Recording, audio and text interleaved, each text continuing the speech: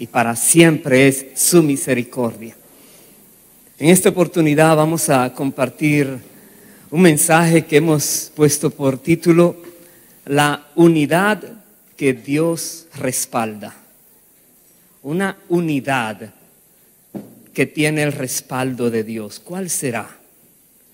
Y si hay una unidad, el unirnos de alguna manera con algo, con alguien, en algún proyecto, si hay algo que Dios respalda, quiere decir automáticamente que existen otras que no llevan el aval, el respaldo de Dios. Entonces es muy importante, porque solamente en aquello que Dios respalda es que nosotros vamos a tener la victoria. Es que nosotros vamos a tener el favor de Dios y vamos a poder conquistar y hacer todo aquello que Dios nos dice que podemos hacer. Les voy a pedir el favor que me acompañen leyendo en el libro de Josué, capítulo 24. Josué 24, versículo 14. Dice así la palabra de Dios. Hablando Josué a su pueblo ya en sus últimos días, en el ministerio que él tenía aquí en esta tierra.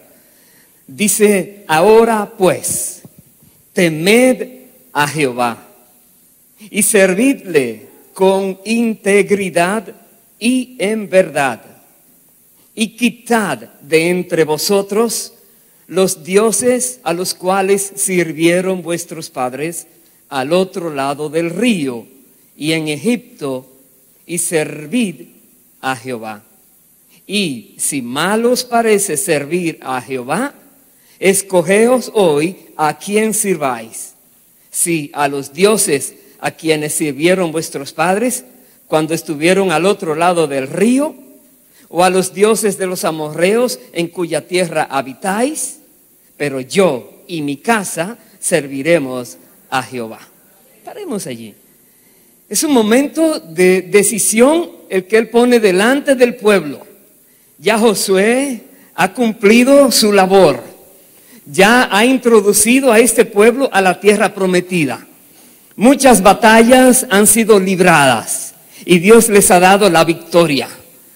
Y ya Josué, en la postrimería de su vida, cuando ya está para partir con el Señor, él ahora pone delante del pueblo este reto.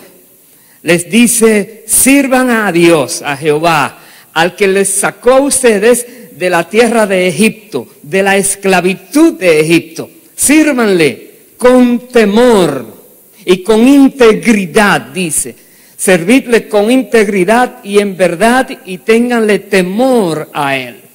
¿Por qué? Porque Él ha demostrado su poder a favor de ustedes, les dice, y Él les ha dado libertad. Él les ha dado un lugar muy especial que ha sido conquistado. Todo porque Dios los estaba respaldando.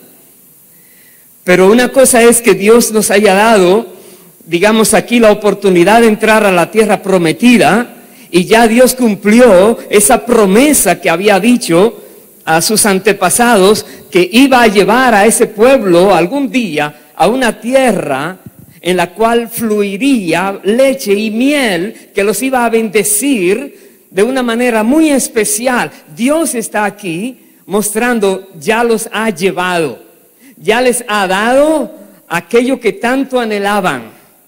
Pero ahora, después que una persona tiene esa bendición de parte de Dios, tenemos que ver qué hacemos con ella. ¿Cómo la vamos a tratar?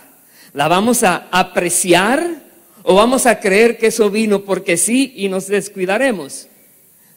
Josué aquí le dice a este pueblo: sírvanle a Jehová con temor, con integridad, con verdad. Pero tienen la alternativa. Puede ser que algunos quieran servir a aquellos dioses de los egipcios, donde antes ellos se criaron y estaban, las generaciones anteriores. O podrían servir a los dioses de esa tierra que acaban de conquistar. Ustedes elijan, les dice.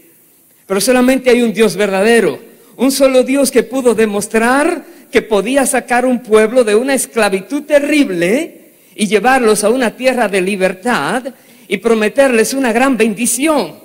Pero ahora les toca a ellos decidir qué van a hacer ahora que están en esa tierra de libertad.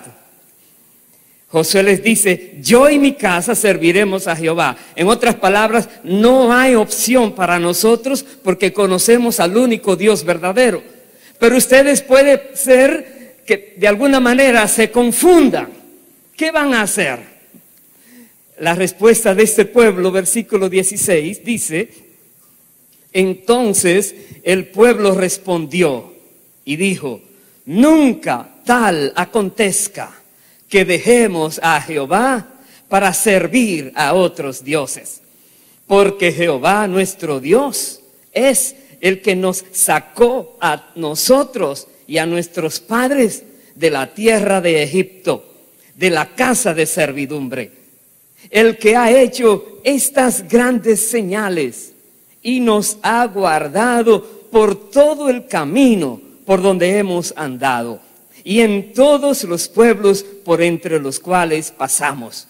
Y Jehová arrojó de delante de nosotros a todos los pueblos y al amorreo que habitaba en la tierra.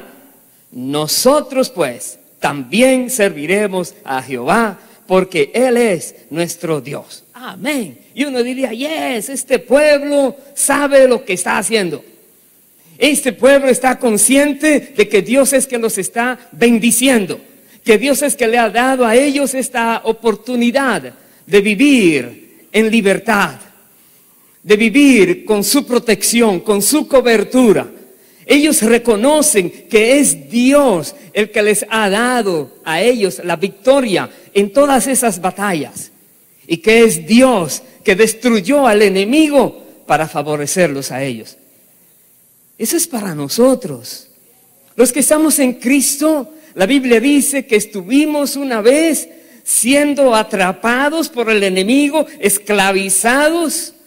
Vivíamos en tinieblas, en error, en maldades.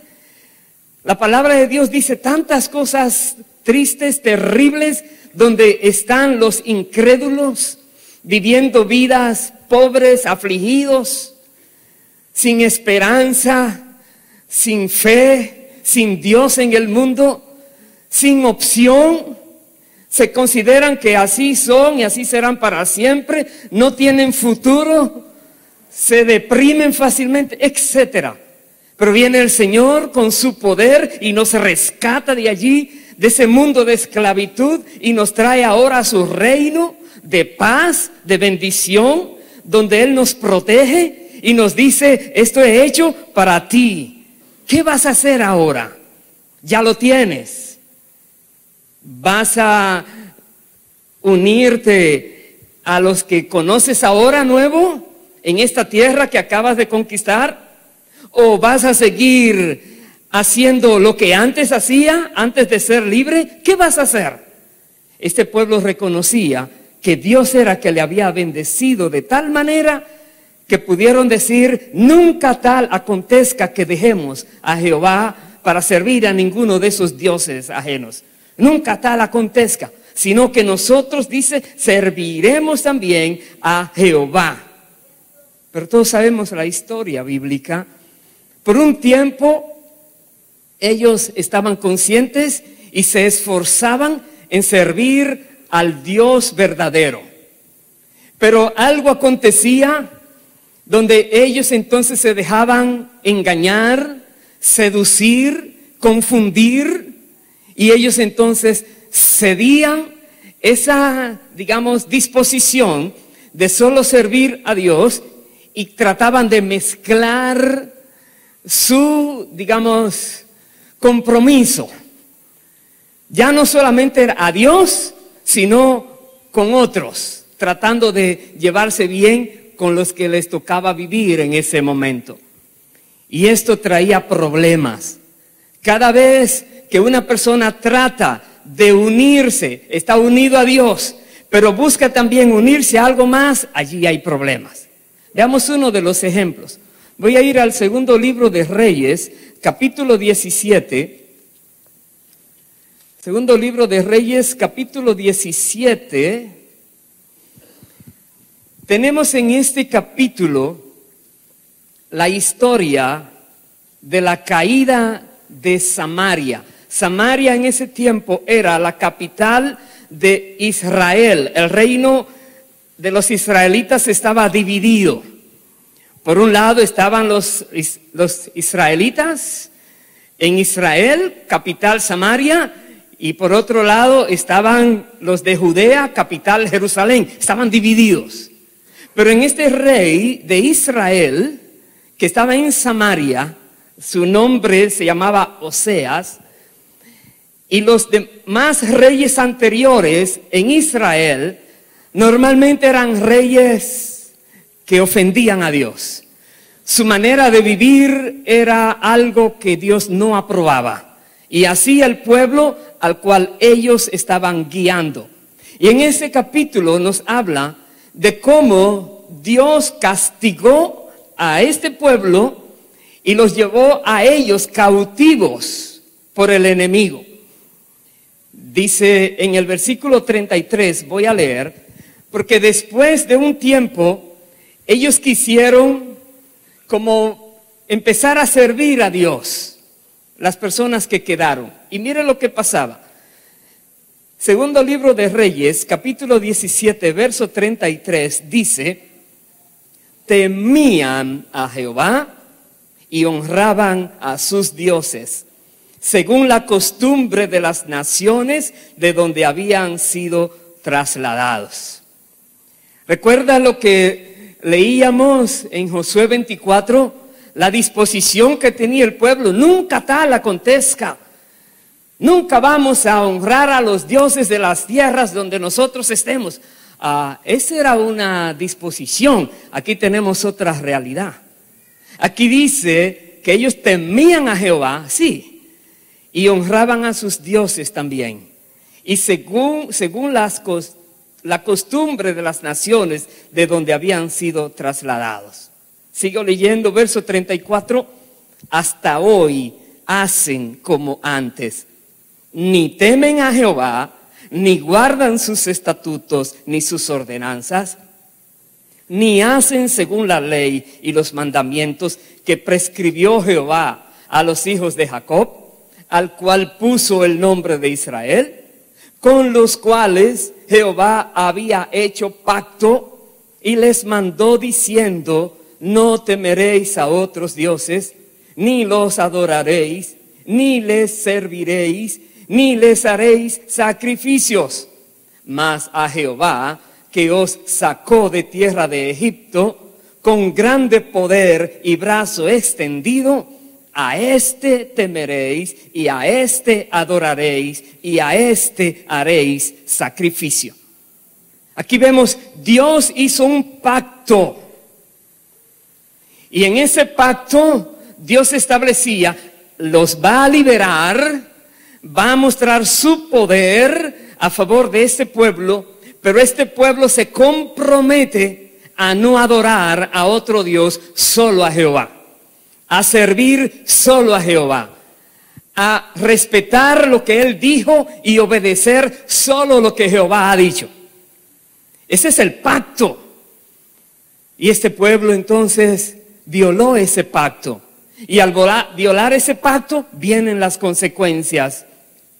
Dice el verso 37, los estatutos y derechos y ley y mandamientos que os dio por escrito, cuidaréis siempre de ponerlos por obra, y no temeréis a dioses ajenos, no olvidaréis el pacto que hice con vosotros, ni temeréis a dioses ajenos, mas temed a Jehová vuestro Dios, y Él os librará de mano de todos vuestros enemigos. Paremos allí. Dios, en ese pacto que había hecho con este pueblo, les había dicho: Él se encargaba de defenderlos a ellos de todo enemigo que se levantara contra ellos. Si una persona obedece a Dios, lo que Dios estipula, lo que Dios dice, Dios se encarga de cumplir lo que Él dice que va a hacer a favor de ese obediente. Si una persona respeta lo que Dios ha dicho, considera que la palabra que Él dice es palabra para ser obedecida, palabra para ser creída, aceptar esa palabra, no poner en tela de juicio esa palabra, sino decir: Dios, tú eres Dios, solo tú sabes qué es bueno y qué no es bueno, solo tú nos puedes orientar y dirigir. Nosotros queremos aprender. Cuando una persona reconoce esto, que solo Dios tiene la verdad, que solo Dios puede orientarnos correctamente, van a venir fuentes extrañas tratando de desviar la atención, desviar la razón, tratando de confundir los pensamientos que vienen pensamientos extraños, tratando de llevar al pueblo de Dios por un camino equivocado. Pero si el pueblo de Dios se mantiene firme en lo que Dios ha dicho, nadie lo va a hacer desviar. Pero si el pueblo de Dios en algún momento se descuida de su palabra, fácilmente lo van a desviar. Y si lo desvían, viene el problema. Dios dice aquí que Él ha dicho que va a defender su pueblo de todos los enemigos cuando su pueblo es obediente. Pero este pueblo había recibido ahora un ataque del enemigo que lo llevaron cautivos a ellos. Quiere decir, no fue Dios que falló en que no lo defendió. Fueron ellos que fallaron y están viviendo su propia consecuencia. Hermanos queridos, esto es muy serio. La Biblia dice que lo que está escrito es para amonestarnos a nosotros, los que hoy estamos viviendo en la tierra. Lo que está escrito como historia bíblica no es algo para olvidarlo.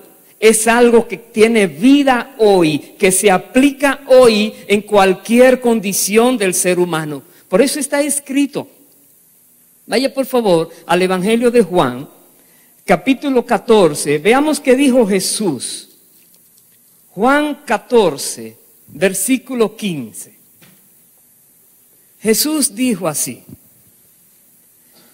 si me amáis, guardad mis mandamientos, y yo rogaré al Padre, y os dará otro consolador, para que esté con vosotros para siempre, el Espíritu de verdad, al cual el mundo no puede recibir, porque no le ve, ni le conoce, pero vosotros le conocéis, porque mora con vosotros y estará en vosotros. Paremos allí. Es muy importante lo que Jesús dice en estos versículos. Primero Él dice: si me amas, obedece mis mandamientos. Si me amas. La manera de demostrarle a Dios que le amamos no es diciéndoselo, es obedeciéndole. Esa es la manera. Muchas personas les gusta decirle a Dios tantas cosas lindas, qué bueno. Pero eso no es lo que mueve el corazón de Dios. Lo que mueve el corazón de Dios es tu deseo por obedecer a Dios, aunque te cueste la propia vida, aunque te meta en problemas, aunque provoque persecución, pero tú dices: pero te voy a obedecer, Dios, porque te amo. Porque tú viniste del cielo a la tierra y padeciste por mí persecución y moriste porque me amaste. Entonces nosotros amamos a Dios porque Él nos amó primero. Amar a Dios es obedecer a Dios, dice su palabra. Aleluya. Bendito sea para siempre el Señor. Y Jesús dice aquí que si una persona le obedece, demostrando que le ama, entonces Él va a rogar al Padre para que envíe al Consolador. El Consolador que ya estos discípulos conocían. Porque Jesús dijo: porque mora con vosotros. Y usted dirá: ¿cómo lo conocían si a quien conocían era al Hijo?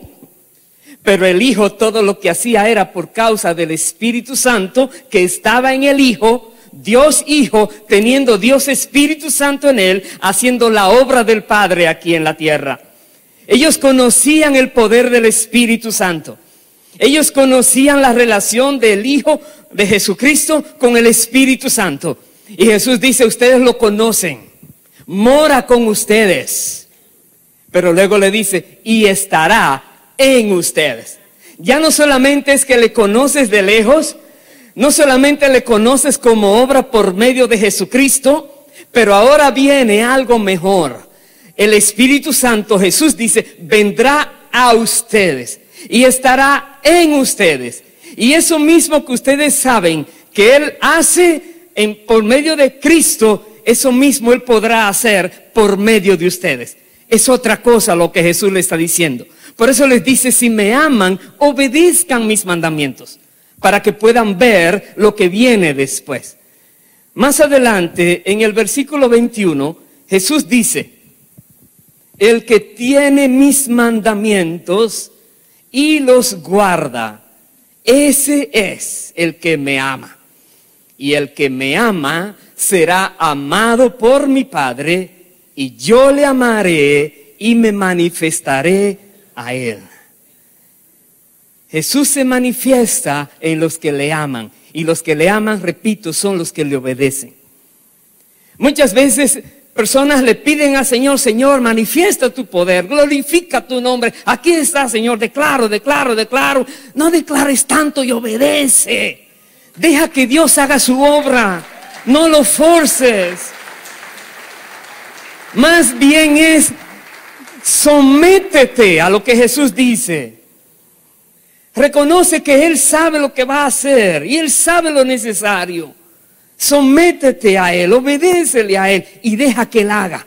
Y verás cómo se maravilla tu alma viendo su obra. Jesús dice, me manifestaré a esa persona y voy a amar a esa persona. Verso 22, le dijo Judas, no el Iscariote, Señor, ¿cómo es que te manifestarás a nosotros y no al mundo? Respondió Jesús y le dijo, el que me ama, mi palabra guardará, y mi Padre le amará, y vendremos a él y haremos morada con él. Y ahí está mejor. Ya no solamente es que se va a manifestar, es que va a ser morada. La palabra morada es diferente a una persona ir a un hotel por 2 noches y de ahí se va otra vez. Eso no es morada. Eso es un lugar de paso. O una visita viene a tu casa, pero no viene a vivir a tu casa, no es su morada. Tú le estás dando alojamiento. Pero cuando se habla de morada es que ahí vives, ahí moras, ahí hay la intimidad del hogar. Ahí hay un conocimiento íntimo en todas las áreas, en la morada. Dice aquí que al que obedece, ama al Señor, el Señor le amará, el Padre le amará y el Padre y el Hijo harán morada en esa persona. ¿Y por medio de quién harán morada? Por medio del Espíritu Santo que viene a esa persona. Porque el Espíritu Santo es el que está morando en el creyente. ¡Aleluya!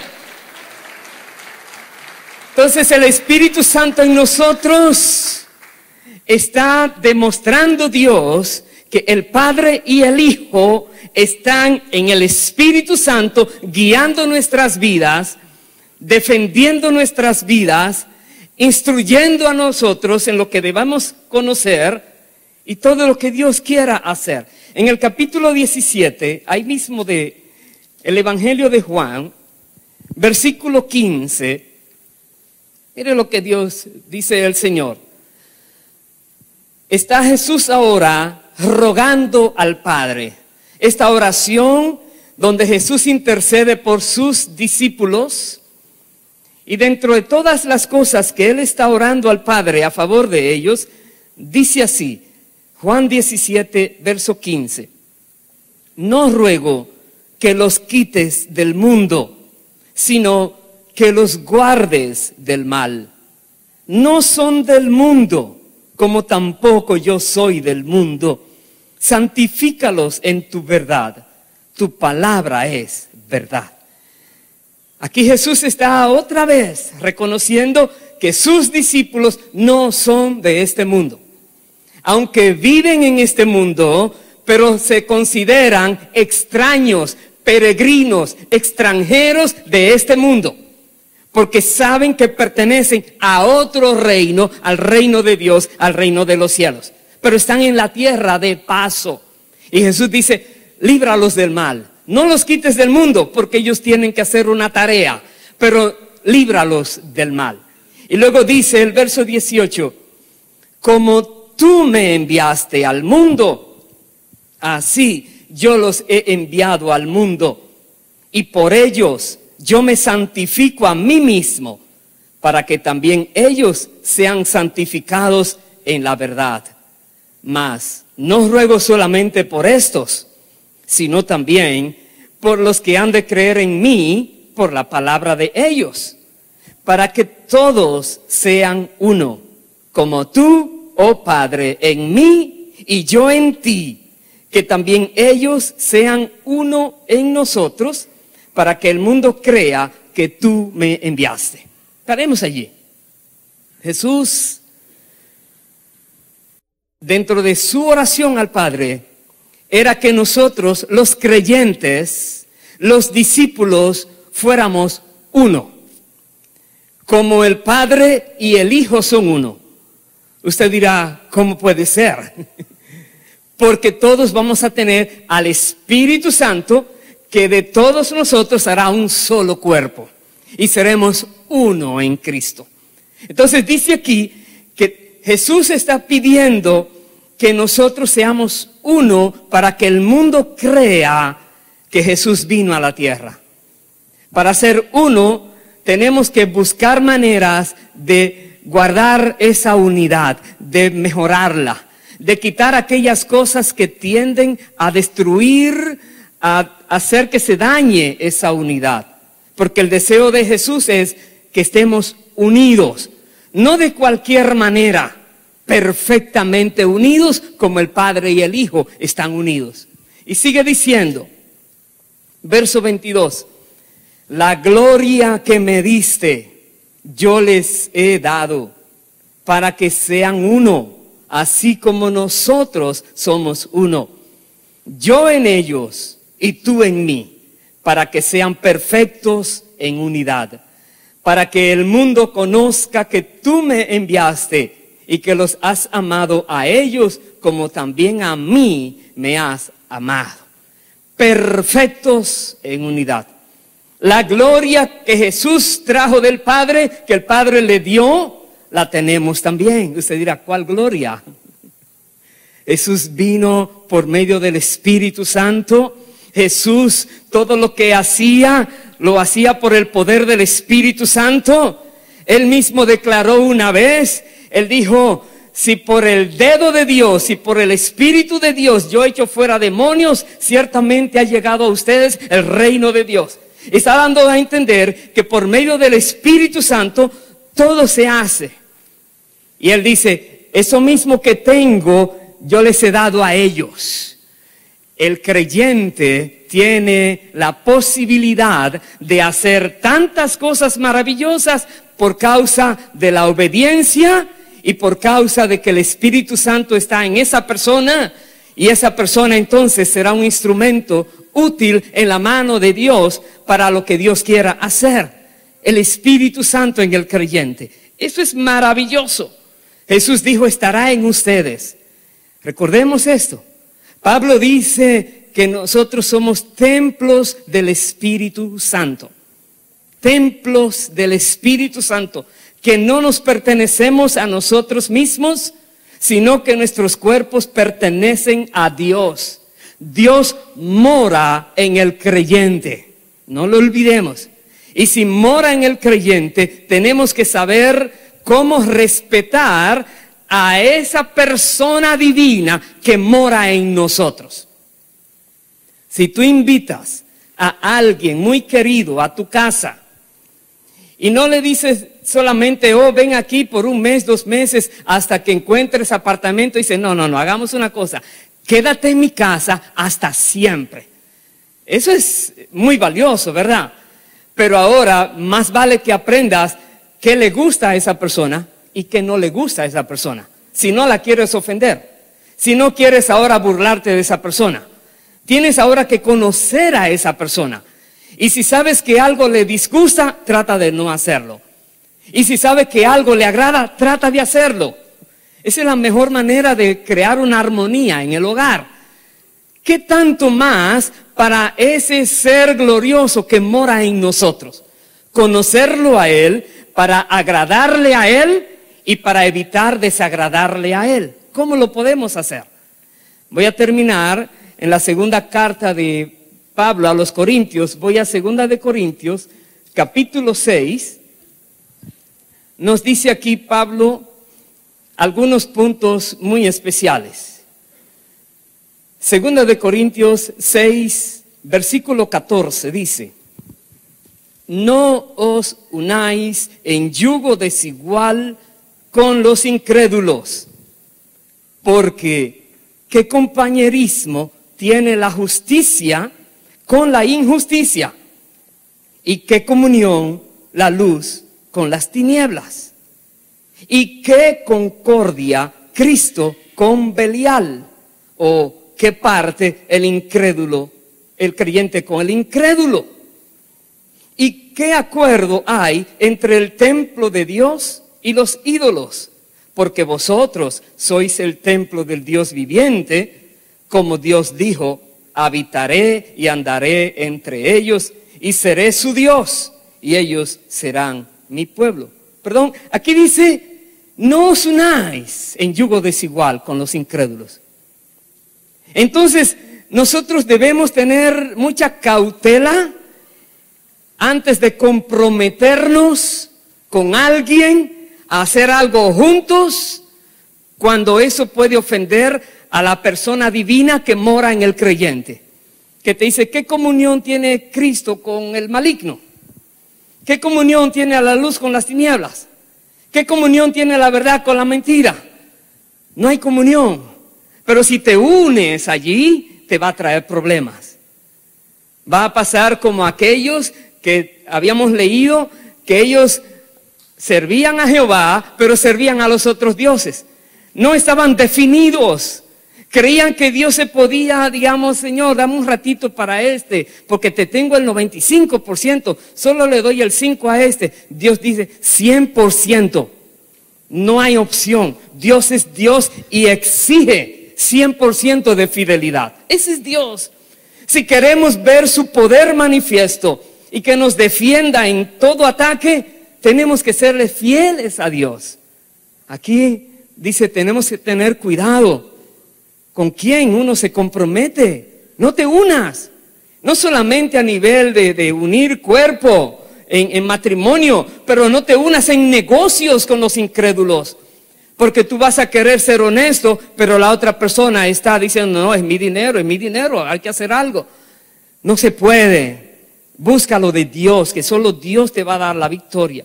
Dice el verso 17: por lo cual salid de en medio de ellos y apartaos, dice el Señor, y no toquéis lo inmundo, y yo os recibiré, y seré para vosotros por padre, y vosotros me seréis hijos e hijas, dice el Señor Todopoderoso. Si te das cuenta que hay una unión mala que Dios no aprueba, Dios dice: resuelve. Salid de en medio de ellos, dice. Y tú sales de en medio de ellos y entonces te acercas a Dios y Dios te recibe. Y Dios dice: y seré para ti tu padre. Pero tú tomaste la decisión de escapar de ese error donde creías que con Dios se puede jugar al mayor porcentaje. Dios dice: voy a ser para ustedes vuestro Dios y ustedes serán mi pueblo, dice el Señor Dios Todopoderoso. Verso siguiente, capítulo 7, verso 1. Así que, hermanos, puesto que tenemos tales promesas, limpiémonos de toda contaminación de carne y de espíritu, perfeccionando la santidad en el temor de Dios. Limpiémonos. ¿Cómo nos vamos a limpiar? Una sola manera, dice la palabra. Reconoce tu pecado, reconoce lo que has hecho. Arrepiéntete de haberlo hecho y pídele perdón a Dios con todo tu corazón, sinceramente. Y Dios entonces te va a perdonar y la sangre de Cristo te va a limpiar y a purificar. Esa es la manera de purificarnos. Entonces, después que estamos siendo purificados por medio de la confesión genuina y la disposición de no volver a hacer eso que ofendía a Dios, nosotros vamos a tener entonces ese proceso de perfeccionamiento. En la medida que Dios te revela algo, arrepiéntete de eso, pídele perdón a Dios y mantén esa búsqueda, Señor. El salmista decía, límpiame más y más de mi maldad. Purifícame, Dios, con hisopo y seré limpio. Debemos reconocer que necesitamos más y más de Dios. Y dice, perfeccionando la santidad en el temor de Dios. Busquemos cada día ser mejores delante de Dios, cada día. Para eso, todo lo que sea contaminación de carne o de espíritu, no está hablando de carne, de comer algo, una cosa u otra, de la carne humana, las obras de la carne, aquellas cosas que llevan a los seres humanos a ofender a Dios en pecado. La Biblia dice, crucifica esos deseos carnales para que no te dominen más. Es aquí, así perfeccionamos la santidad en el temor de Dios. Y termino en este otro versículo, en el capítulo 13 de 2 de Corintios, versículo 11. Por lo demás, hermanos, tened gozo, perfeccionaos, consolaos, sed de un mismo sentir y vivid en paz. Y el Dios de paz y de amor estará con vosotros. Saludaos unos a otros con ósculo santo. Todos los santos os saludan. La gracia del Señor Jesucristo, el amor de Dios y la comunión del Espíritu Santo sean con todos vosotros. Amén. Ahí está diciéndonos al pueblo de Dios, versículo 11 hemos leído, tengamos gozo, perfeccionémonos, consolémonos, seamos de un mismo sentir y vivamos en paz. Seamos unidos. Dios quiere que nos unamos. Dios aprueba la unidad del Espíritu entre los creyentes. Dios busca esa unidad donde hay paz, armonía, donde hay entre unos y otros colaboración mutua. Nos ayudamos, buscamos lo mejor el uno para el otro. Así viene entonces el Dios de paz y nos bendice con paz, con tranquilidad, con armonía. Que Dios nos ayude a solamente hacer aquellas uniones que le agradan a Él y a nunca hacer uniones que le desagraden a Él, para que la presencia del Espíritu Santo que está en nosotros, morando en nosotros, siempre esté allí haciendo la obra que Dios espera hacer por medio de cada uno de nosotros. Amén. Pongámonos en pie, por favor, hermanos. Bendito sea el Señor para siempre. Aleluya, aleluya. Es importante que analicemos a nivel individual cómo estamos todos delante de Dios. Recuerda, Josué le dijo a aquel pueblo, ustedes vayan a ver a quién van a servir, pero yo y mi casa serviremos a Jehová. Quizás tu disposición ha sido solo Dios, pero ¿qué ha pasado? ¿Recuerda lo que leíamos cuando aquel pueblo también estaba entre dos aguas? Estaba entre dos sistemas, confundido. ¿Estás solo con Dios o hay algo más que te ha robado la atención y quizás parte de tu corazón? Porque Dios espera de nosotros fidelidad total. Si Dios te muestra algo, por favor, reconócelo delante de Dios y pídele perdón. Él te va a purificar y a perdonar y te va a limpiar Vas a estar resplandeciente tu alma delante de Dios por causa que la sangre de Cristo limpia todo pecado. Y toma esa disposición de no volverlo a hacer. Y si hay alguien que no ha venido a Cristo, que está viviendo una vida desordenada, Cristo te llama hoy para que vengas a Él. Huye de esas cosas que ofenden a Dios y acércate a Dios, que Él te va a recibir como hijo, como hija. Ven a Cristo. Igual pídele perdón de todos tus pecados y Él te va a escuchar y te va a perdonar. Vamos a orar y más adelante vamos a celebrar la Santa Cena para que cada uno de nosotros también tenga esa disposición de agradecimiento delante de Dios al recordar el sacrificio de Cristo. Oremos, Padre amado, Padre Santo, en el nombre de Jesús.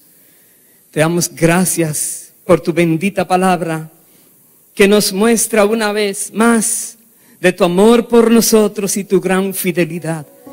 Y tu deseo de librarnos del mal y de librarnos de todo ataque del enemigo. Y te rogamos, Padre, que traigas a todos nosotros esa determinación, esa disposición, ese querer y ese hacer de que nos dediquemos solo a servirte a ti con temor, con integridad y en verdad.